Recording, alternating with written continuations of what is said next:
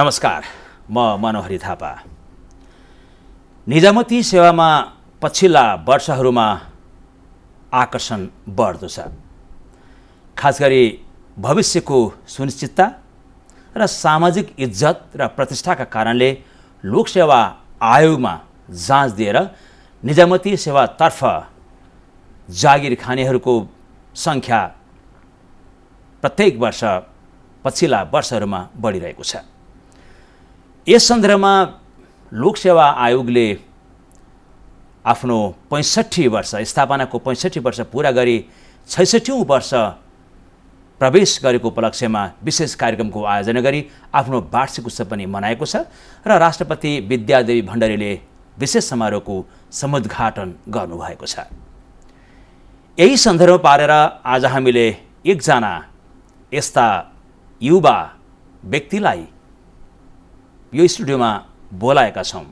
उहाँ आउनुभएको छ जसले निजामती सेवातर्फ आफ्नो केरियर भनौँ, आफ्नो भविष्य मुखियादेखि सुरु गर्नुभयो र उहाँले सायदै लोकसेवा आयोगमा अहिलेसम्म फेल हुनुभएको छ। अर्थात् उहाँ अहिलेसम्म एक पटक मात्रै अन्तर्वार्तामा फेल हुनुभएको छ र पछिल्लो समयमा उपसचिवमा जाँच दिँदा उहाँले 6 ठाउँमा 6 क्षेत्रमा लिखितमा आफ्नो नाम निकाल्नुभयो र पहिलो अन्तर्वार्ताका क्रममा उहाँ पास हुनु भएर न्याय समूहको सर्वोच्च अदालतमा उपसचिवको रूपमा उहाँको पदस्थापना भइसकेको छ र अहिलेसम्म उहाँका अनुसार एकजना व्यक्तिले मात्रै बढीमा 6 ठाउँमा लिखितमा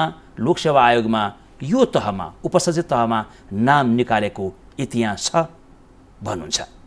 उहाँ हुनुहुन्छ दिनेश प्रसाद घिमिरे, जो खोटाङका स्थायी निवासी हुनुहुन्छ। दिनेशजी, पहिलो कुरा त यहाँ जुन उपसचिवमा 6 ठाउँमा नाम निकाल्नुभयो लिखितमा र त्यसपछि पहिलो अन्तर्वार्ताबाट सर्वोच्च अदालतको न्याय समूहमा तपाईको पदस्थापना भएको छ, त्यसको लागि बधाई र भविष्यको शुभकामना पनि। हस्, धन्यवाद। अनि लोकसेवा आयोगमा नाम निकाल्न त गाह्रो छ भन्ने भनाइ छ, प्रतिस्पर्धा एकदमै उच्च हुन्छ, कोर्स एकदमै गाह्रो हुन्छ भनिन्छ। तर तपाईँले त 6 ठाउँमा उपसचिव जस्तो पदका लागि प्रतिस्पर्धामा 6 ठाउँमा नाम निकाल्नुभयो। कस्तो तयारी गर्नुभयो र कसरी गर्नुभयो? यो धन्यवाद प्रश्नको लागि। यो तयारी नियमित हो, अध्ययन नियमित हो।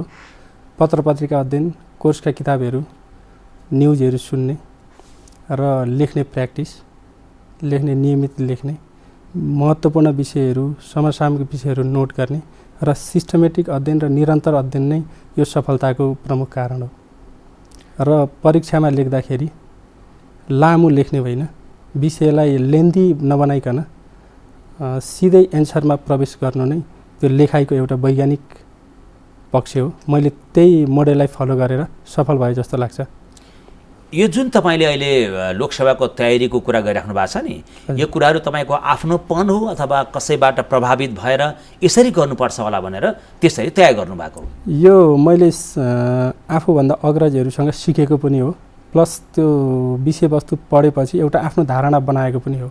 सबै पूर्ण रूपमा मेरो आफ्नोपन मात्रै होइन, मभन्दा अगाडि पास हुनुभएका सर म्याडमहरू, समाजमा लब्ध प्रतिष्ठित व्यक्तिहरूका विचारहरू, उहाँहरूका लेखहरू, किताबहरू अध्ययन गरिसकेपछि चाहिँ मैले त्यो कुरालाई एउटा कङ्क्रिट रूपमा उतारेर नोट तयार गरेँ। यो नितान्त मेरो व्यक्तिगत प्रयास मात्रै होइन, अरूबाट फिडब्याक पनि लिएको हुँ। अनि दिनेशजी, लोकसेवा जाँच दिन त गाह्रो हुन्छ, पास हुन गाह्रो हुन्छ भनिन्छ, तर तपाईँले उपसचिव जस्तो एउटा माथिल्लो तहमा 6 ठाउँमा नाम निकाल्नुभयो नि, यो कसरी सम्भव भयो होला? अथवा तपाईँलाई यो यसरी म नाम निकाल्छु भन्ने कतिको विश्वस्त हुनुहुन्थ्यो? अब यो के छ भने, म उपसचिवको पदमा मात्रै फर्स्ट टाइम जाँच दिएको हुँ, 6 ठाउँमा नाम लिखितमा निकालेँ। तर योभन्दा अगाडि पनि मैले लोकसेवा आयोग त पास गरेको परीक्षा, जुन यहाँले अघि भन्नुभयो।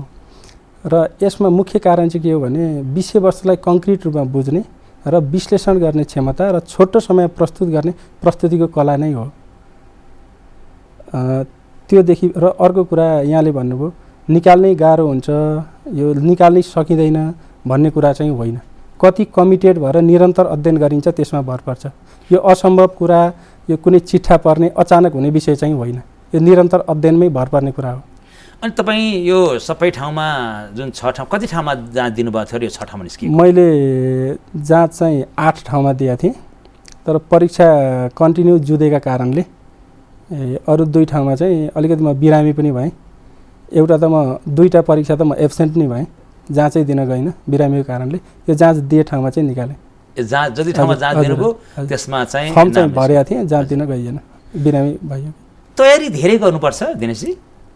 निरन्तरताको तयारी हो। कम्तीमा पनि 6 महिना चाहिँ दिनमा 4-5 घन्टाको दरले पढेको कुरा बुझेर त्यसलाई विश्लेषण गर्ने चाहिँ धारणा, एउटा विश्लेषण गर्ने क्षमता चाहिँ हुनुपर्छ जस्तो लाग्छ। कति मानिसहरूलाई ज्ञान हुन्छ, पढ्छन् पनि, तर जुन प्रस्तुतिकरण छ नि लिखितमा जाँदाखेरि चाहिँ त्यस किसिमको भनौँ एउटा अर्गनाइज्ड हिसाबले हैन व्यवस्थित तरिकाले चाहिँ गर्न नसकेको कारणले उनीहरूले चाहे जस्तो जाँचमा नाम ननिस्केको हो त? यहाँले भन्नुभएको चाहिँ के हो भन्दाखेरि प्रस्तुति भावपरक कि वस्तुपरक भन्ने 2 प्रकारको हुन्छ। लोकसेवा आयोगको सफलतामा वस्तुपरक प्रस्तुति आवश्यक पर्छ। भावपरक प्रस्तुतिले छोटो समयमा व्यवस्थित ढङ्गले र धेरै विषयवस्तु र सूचना फ्लो गर्न सकिँदैन। मुख्य चाहिँ वस्तुपरक प्रस्तुति र विषयवस्तु र एन्सरहरू नदोर्याउने ट्रेन हुनुपर्छ एउटा। र दोस्रो चाहिँ एन्सर लेख्दाखेरि अलिक आधिकारिक एन्सर लेख्नुपर्छ। एउटा बौद्धिक चिटिङ भन्छ नि, त्यो प्रवृत्तिको एन्सरले चाहिँ हुँदैन। अलिक आधिकारिक एन्सर र आफूले भनेका कुरालाई एक्जाम्पल दिएर नेपालमै भएका व्यवहारिक कुराहरू दिएर पुष्टि पनि गर्नुपर्छ। प्लस त्यो कुरालाई सैद्धान्तिक धरातलमा ढाल्ने क्षमता पनि हुनुपर्छ पास गर्नको लागि। अनि यस्तो सफलताका लागि चाहिँ प्रतिस्पर्धामा उत्रिनका लागि अलिकति भनौँ न एउटा छुट्टै खालको एउटा क्षमता योग्यता पनि हुनुपर्छ कि? त्यो चाहिँ निरन्तरताको कुरा हो, त्यो हुनुपर्छ जस्तो लाग्दैन मलाई। सबै मान्छेसँग क्षमता हुन्छ। अब कसले कति अवसर पाउँछ र कोसँग कति कमिटमेन्ट छ, प्रतिबद्धता छ भन्ने कुरा हो। अलगै क्षमता एक्स्ट्रा कुनै हुनुपर्छ जस्तो चाहिँ लाग्दैन। र म आफूलाई त्यो एक्स्ट्रा क्षमता भएको वर्गमा पनि राख्दिनँ। म सामान्य मान्छे हुँ। म निरन्तर मेहनत गर्छु र मेहनत र इमान्दार मेहनतमा विश्वास पनि गर्छु। त्यति नै सफलता, अरू केही छैन। के विषय पढ्नु भएको दिनेशजीले? मैले कानुनमा मास्टर गरेको छु, एलएलएम भन्छ, स्नातकोत्तर गरेको छु, र आर्ट्समा एमए गरेको छु, एजुकेसनमा बिएड पनि गरेको छु। पढ्नलाई मैले पोलिटिकल साइन्समा मास्टर्स र एमपिए पनि गरेँ हो, सर्टिफिकेट चाहिँ लिइसकेको छैन। यो सन्दर्भ पनि के हो भने यही लोकसेवा आयोगकै प्रतिस्पर्धालाई सहज हुन्छ भनेर मैले धेरै विषयमा मास्टर्स गरेँ हो। विषयवस्तु कतिपय मिल्छन्, कतिपय आफूलाई बढी ज्ञान हुन्छ, इन्फर्मेसन हुन्छ भनेरै एकभन्दा बढी विषयमा मास्टर गरेँ हो। धेरै पढ्दाखेरि अलिकति गाह्रो, अलिक बोझ हुन्छ पनि भनिन्छ नि, कति पढ्ने भन्ने हुन्छ नि, त्यो चाहिँ हो जस्तो लाग्दैन मलाई। त्यो चाहिँ किन हो जस्तो लाग्दैन भने धेरै पढ झन् धेरै जानिन्छ। बोझ हुने भन्ने त माइन्डको लिमिटेसन के छ र, त्यो त माइन्डको लिमिटेसनसँग सम्बन्धित विषय हो। हजुर, माइन्डको लिमिटेसन हुन्छ जस्तो मलाई लाग्दैन। तपाईँको पारिवारिक पृष्ठभूमि चाहिँ के नि? अनि तपाईँहरूको परिवारमा के सबै लोकसेवैमै आकर्षण हुनुभएको छ? लोकसेवा जहाँ माने अन्तर्गत निजामती सेवामै काम गर्नुहुन्छ कि के छ तपाईँको पारिवारिक पृष्ठभूमि चाहिँ? मेरो मिसेस पनि सेक्सन अफिसर हुन्, लोकसेवामै हो। निजामती लोकसेवाबाटै पास गरेर सेक्सन अफिसर हुन्। मेरो बुहारी पनि अफिसर हो। अब परिवारमा 3 जना बाहेक अरू चाहिँ छैन। बुवा सामान्य किसान खेती गर्नुहुन्छ, आमा बुवा पहाडतिरै बस्नुहुन्छ। मेरो परिवार चाहिँ काठमाडौँमै बस्छ, भेल्लीमै बस्छ। अनि दिनेशजी जस्तो यो निजामती सेवापट्टि नै आकर्षण हुनुको कारण चाहिँ के नि? लोकसेवामा कति मानिसहरू त अन्य विभिन्न प्रोजेक्टहरूमा जान्छन्, विदेशतिर पनि पढ्न त्यो लाग्छन्, पैसा कमाउनमा लाग्छन्, तर तपाईँ चाहिँ यता निजामतीपट्टि नै आकर्षण कुनै कारण छ? एउटा चाहिँ यो रोजगारी खोज्ने सिलसिलामै लोकसेवातिर आकर्षित भइयो फर्स्ट चाहिँ। दोस्रो चाहिँ लोकसेवामा जागिर खाइसकेपछि, लोकसेवाबाट काम गरिसकेपछि एउटा पेन्सन अनि औषधि उपचार अहिले त विभिन्न हस्पिटलका कुराहरू छन् होइन। यसले सुनिश्चित भविष्यको खोजी गर्दाखेरि लोकसेवा आयोगमा जाँच दिएर प्रवेश गर्न पुगिया हो। मुख्य चाहिँ रोजगारीकै खोजीमा लोकसेवाको परीक्षा दिया हो। उमेर कति भयो दिनेशजीको? मेरो अहिले म 36 वर्षमा रनिङ छु। अनि कुन लेभलदेखि यो निजामती सेवापट्टि आकर्षण हुनुभयो नि? म 18 वर्ष पुगेपछि मैले पहिलोपटक मुखियामा जाँच दिएँ। त्यति बेला म एसएलसी पास गरेको थिएँ। आइएस सेकेन्ड इयर जाँच दिएपछि एसएलसी पास गर्ने बित्तिकै निजामतीमा मुखियामा सुरु गर्नुभयो? म पास गरिहालेँ, मुखियामा पोस्टिङ भयो। म सोलुखुममा पोस्टिङ भयो र मैले 2 महिना त्यो जागिर खाएपछि फेरि मैले खरदारमा जाँच दिएको थिएँ। फेरि खरदारमा पास गरेँ अनि म खरदारमा पोस्टिङ भएँ। त्यसपछि म सरुवा लिएर काठमाडौँ पढ्न आएँ। अनि मैले क्याम्पसहरू पढिसकेपछि अनि यता सेक्सन अफिसरको जाँच दिएँ। सुब्बामा दिनु भएन? सुब्बामा जान्थेँ किन मैले अब त्यसपछि के लाग्यो भने म क्याम्पसको पढाइलाई अगाडि बढाउँ जस्तो लाग्यो। एउटा रोजगारी भयो, रोजगारी भइसकेपछि क्याम्पसको पढाइलाई अगाडि बढाइयो, सुब्बामा जान्थेँ। अनि जति ठाउँमा चाहिँ जति तहमा यहाँ तपाईँले जाँच दिनुभयो नि अनि सबैमा पास हुँदै जानुभयो, लिखित पनि अन्तर्वार्ता पनि? म 1-2 पटक लिखित परीक्षामा फेल पनि भएको छु। यहाँले अघि भन्नुभयो, सुरुमा भन्नुभयो 1-2 पटक फेल पनि भएको छु। धेरै पटक चाहिँ पास भएँ। म 15 पटक लोकसेवा आयोगमा पास भएँ परीक्षामा। फेल पनि भएको छ। मानिसहरू लिखितमा नाम निस्केपछि कति मानिसहरू कतिचोटि निस्किँदा फेरि अन्तर्वार्तामा फेल भएको इतिहास पनि छ। तपाईँको अनुभवमा जस्तो अन्तर्वार्ता तपाईँले फेस गर्नुपर्दा अन्तर्वार्तामा जानु हुँदा असजिलो, अलिकति अप्ठ्यारो अथवा गाह्रो कस्तो अनुभव यहाँले गर्नुभएको छ नि? म आफै पनि अन्तर्वार्तामा असफल भएको हुँ। अनि दोस्रो सेकेन्ड टाइम पहिले सेक्सन अफिसरको पालामा इन्टरभ्यूमा असफल भएको हुँ। अन्तर्वार्तामा के हुन्छ भने जाँदा पक्कै पनि अलिकति असहज हुन्छ। त्यो एउटा जीवनको परीक्षण गर्ने स्थल हो। त्यो एक्सपर्टहरू विज्ञहरू बसिराख्नु भएको हुन्छ। तर मैले धेरैचोटि अन्तर्वार्ता दिँदाको अनुभव के पाएँ भने लोकसेवा आयोगका मान्य पदाधिकारीज्यूहरू, एक्सपर्टहरू जो इन्टरभ्यू बोर्डमा, साइकोलोजिस्टहरू जो इन्टरभ्यू बोर्डमा बस्नुहुन्छ, उहाँले अत्यन्तै अनुकूल वातावरण बनाउनुहुन्छ। इभन यसैपालिको मेरो कुरा गर्ने हो भने त उहाँले के भन्नु भने तपाईँलाई कस्तो फिल भएको छ, कम्फर्टेबल फिल गर्नु होला, इजिली बस्नु होला भन्नुभयो। त्यसपछि मैले झन् सहज महसुस गरेँ र इन्टरभ्यू सुरु भएको थियो।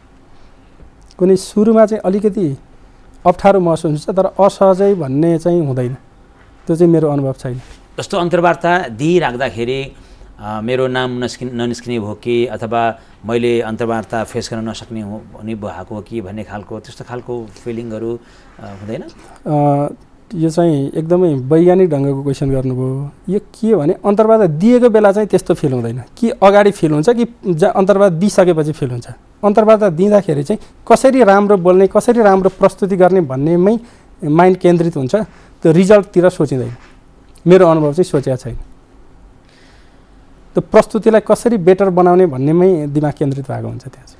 अनि तपाईँको अनुभवमा लोकसेवा आयोगको निष्पक्षता कस्तो यहाँले ठान्नु भएको छ? यहाँको अनुभवले के बताउँछ? मलाई 100% निष्पक्षता जस्तो लाग्छ। किनभने लोकसेवा आयोगमा मलाई त्यहाँ आन्तरिक मेकानिजम थाहा छैन, अति बलियो मेकानिजम छ जस्तो लाग्छ। र यो देशमा धेरै चाहिँ अस्थिरता हुँदा, धेरै परिवर्तनहरू हुँदा, जनताले धेरै कुरामा अविश्वास गर्दा पनि लोकसेवा आयोग मात्रै एउटा विश्वासको केन्द्र हो। जुन लोकसेवा आयोगको परीक्षा दिने, प्रतिस्पर्धा गर्ने र फेल हुने मान्छेले पनि लोकसेवा आयोगले फेल गरायो भन्दैन, मैले फेल गराएँ भन्छ क्या। त्यो एउटा ठुलो विश्वास हो लोकसेवा आयोग। अहिलेसम्म लोकसेवा आयोगले मलाई फेल गरायो भन्ने मान्छे मैले भेटेको छैन। म आफै फेल हुँदा पनि म इन्टरभ्यू फेल भएँ भनेको छु। लोकसेवा आयोगले फेल गरायो मैले भनेको छैन। मलाई त्यो निष्पक्षतामा कुनै डाउटै लाग्दैन। त्यो पूर्ण निष्पक्ष जस्तो लाग्छ त्यो। तर यदा कदा लोकसेवामा पनि खास गरी यो अन्तर्वार्ताका क्रममा अलिक भनसुन लाग्छ के भन्ने खालको कतिको सुन्नु भएको छ नि यहाँले? मैले सुनेको त्यसमा त्यो सुने मात्रै जस्तो लाग्छ। त्यो कसैले त्यो भनेर सुन्ने अनि भनेर त्यो मूल्याङ्कनमा फरक पर्छ जस्तो मलाई चाहिँ लाग्दैन। अब मान्छेले प्रयास त गर्ला, तर लोकसेवा आयोगको मान्ने पदाधिकारीहरूबाट त्यो त्यस्तो काम हुन्छ जस्तो लाग्दैन मलाई। अहिले पछिल्लो समयमा आएपछि अहिले लोकसेवा आयोगप्रति, निजामती सेवाप्रति चाहिँ यो आरक्षणको विषय सरकारले व्यवस्था गरेपछि अहिले निजामती सेवामा आकर्षण अरू बढेको छ। त्यस कारणले पनि लोकसेवा आयोगपट्टिको आकर्षण बढेको छ। यहाँलाई यो आरक्षणको विषय यहाँलाई कस्तो लाग्छ? फन्डामेन्टल रूपमा आरक्षण चाहिँ समतामूलक पहुँचको लागि राम्रो हो, तर यसमा केही मूलभूत सुधार गर्नुपर्ने आवश्यकता छ। जस्तै एकजना व्यक्तिले पटक पटक आरक्षणको सुविधा लिएको छ त्यो हटाउनुपर्छ। एकजना व्यक्तिले एकपटक मात्र आरक्षणबाट सुविधा लिन पाउने व्यवस्था गर्नुपर्छ। एक दोस्रो चाहिँ एउटा परिवारको एकजना व्यक्तिलाई मात्रै आरक्षण दिनुपर्छ। एउटै परिवारको 3-4-5 जना व्यक्तिले आरक्षण लिने हो भने, आरक्षणको फाइदा लिने हो भने अर्को समुदाय झन् वञ्चितमा पर्छ। दुई र तेस्रो के हो भने यो आरक्षणबाट फुलफिल नभएका पदहरू खुल्ला प्रतिस्पर्धा गर्ने व्यक्तिबाट पनि भए पनि फुलफिल गराउनुपर्छ। 2-3 वर्षसम्म खाली राख्ने प्रावधान चाहिँ ठिक छैन। यो तत्कालीन सुधार हो। दीर्घकालीन सुधार भनेको चाहिँ अरू क्लस्टरको आरक्षण होइन, वर्गीय वा गरिबलाई आरक्षण दिने व्यवस्था गर्नुपर्छ जसले समतामूलक समाजको निर्माण गर्न सकोस्। आरक्षणको विषयमा हजुर, दीर्घकालीन समाधान भनेको वर्गीय आरक्षण नै हो। भनेको गरिबलाई आरक्षण दिने, जुनसुकै जात, क्षेत्र, भाषा, समुदायको होस्, गरिब छ भने आरक्षण दिने, धनी छ भने आरक्षण नदिने। समतामूलक पहुँच समाज स्थापना गर्न नसक्ने मुख्य कारण चाहिँ गरिबी नै हो, जुन मात्रामा फरक होला जुनसुकै समुदायमा पनि छ। अहिले लोकसेवा आयोगमा एउटा हाई क्वालिफाइड दक्ष जनशक्तिको आकर्षण चाहिँ कम छ, अथवा लोकसेवा आयोगप्रति एउटा राम्रो खालको चाहिँ उम्मेदवारहरू चाहिँ त्यहाँ जाँच दिन गएका छन्, अथवा त्यो प्रकारको समूहलाई, त्यो समुदायलाई चाहिँ लोकसेवाले आकर्षण गर्न सकिरहेको छैन भन्ने कुरो सुनिन्छ नि। यो यसमा वास्तविकता कतिको छ? यसमा म मेरो धारणा चाहिँ व्यक्त गर्न सक्छु। अब लोकसेवा आयोगको वार्षिक प्रतिवेदनहरूको आधारमा, अरू अध्ययनको आधारमा के देखिन्छ भने पहिलेभन्दा आकर्षण अत्यन्तै बढेको छ, तर हाई क्वालिफाइड मान्छेहरू, जुन उच्च दक्ष व्यक्तिहरूलाई आकर्षित गर्न सकिएको छैन। यसको मुख्य कारण चाहिँ एउटा उच्च दक्ष व्यक्तिहरू प्राविधिक टेक्निकल विषय अध्ययन गर्ने एउटा ट्रेन्ड छ। दोस्रो चाहिँ 1-2 वर्ष त्यो टेक्निकल विषयमा सफल नभएपछि विदेश जाने ट्रेन्ड छ। त्यसैले एउटा राम्रो जनशक्ति, राम्रो सम्भावना बोकेको जनशक्ति, ब्रेन ड्रेन भन्छ नि, विदेश जाने प्रतिभा पलायनको कारणले अझै लोकसेवा आयोगले क्यास गर्न सकेन, त्योबाट फाइदा लिन सकेन। यसको एउटै मात्रै विकल्प के हो भने लोकसेवा आयोगले ट्यालेन्ट हन्ट गर्नुपर्छ। उच्च दक्ष व्यक्तिलाई विशेष प्रावधानको माध्यमबाट सेवाभित्र ल्याउनुपर्छ। यसको अरू विकल्प छैन। अनि अहिले जुन निजामती सेवाबाट प्रभाव हुने चाहिँ सेवा सुविधाको स्तर, गुणस्तर त कमजोर छ, राम्रो सेवा सुविधा प्रदान गर्न सकिरहेका छैनन्, सुशासन छैन, भ्रष्टाचार मौला रहेको छ भन्ने छ नि। यहाँलाई यो कस्तो लाग्छ नि? यो पनि त निजामती सेवाको एउटा अर्को पाटो सुनिने गरेको पाटो हो नि। एकदम समसामयिक कुरा पनि उठाउनु हो। वास्तवमा के हो भने सेवा प्रवाह प्रभावकारी नभएको, सुशासन कमजोर भएको र निजामती प्रशासन नै प्रभावकारी भएन भनेर लागेका आक्षेपहरूमा धेरै फ्याक्टरहरू, धेरै पक्षहरू जिम्मेवार छन्। पहिलो चाहिँ निजामती सेवाबाट गरिने सेवा प्रवाहको लागि अनुकूल वातावरण बनाउनुपर्छ। एक, यसको लागि समाज स्वयं क्रियाशील हुनुपर्छ र राजनैतिक हस्तक्षेप बन्द गर्नुपर्छ। जबसम्म पोलिटिकल राजनैतिक हस्तक्षेप निजामती सेवामाथि बन्द गरिँदैन तबसम्म निजामती सेवाले व्यावसायिक ढङ्गले सेवा प्रवाह गर्न सक्दैन। एक र दोस्रो, जुन यहाँले उठाएको क्वेसन चाहिँ जुन करप्सनको, भ्रष्टाचारको कुरा छ, यसमा प्रोएक्टिभ र रिएक्टिभ कदम भन्छ। पूर्व क्रियाशीलता, भ्रष्टाचारलाई सामाजिक बहिष्कार गर्ने एक, र दोस्रो चाहिँ जसले भ्रष्टाचार गरेर कमाएका सम्पत्तिहरू छन् यसलाई राज्य कठोर रूपमा प्रहार नहुन्जेलीसम्म यो सुधार हुन सक्दैन। र तत्कालको सुधार भनेको जुन हामीले 56 सालदेखि नागरिक बडापत्र भन्ने सेवा प्रवाहमा ल्यायौँ, यसको कार्यान्वयन भयो भने सुशासनको आधार बिन्दु भनेको, प्रारम्भ बिन्दु भनेको त्यही नै हो, नागरिक बडापत्रको प्रभावकारी कार्यान्वयन। अब हामी अन्तिममा एउटा जिज्ञासा राखौँ। लोकसेवा आयोगमा एउटा सफलताका साथ उत्तीर्ण हुँदै हुँदै जानुभएको छ। उपसचिव जस्तो एउटा गरिमामय उच्च स्तरमा 6 ठाउँमा तपाईँले नाम निकाल्नु भएको छ। लोकसेवा आयोग आफैमा कुनै सुधारको आवश्यकता देख्नुहुन्न? लोकसेवा आयोगले गर्नुपर्ने मुख्य सुधार भनेको चाहिँ प्रयोगात्मक परीक्षामा अब ध्यान केन्द्रित गर्नुपर्छ। पाठ्यक्रम वैज्ञानिक छ, अध्ययन धेरै गर्नुपर्ने छ, क्वेसन सोधाइ पनि वैज्ञानिक छ, तर प्रयोगात्मक परीक्षा कम भयो। यसमा सुधार भयो भने लोकसेवा आयोगले 21औं शताब्दीमा चाहिने जनशक्ति र राष्ट्रसेवक प्राप्त गर्न सक्छ। धन्यवाद दिनेशजी। हवस्, धन्यवाद। मलाई पनि मेरा 2 शब्द राख्ने अवसर दिनुभयो, यसको लागि हार्दिक आभार पनि व्यक्त गर्दछु। हस्।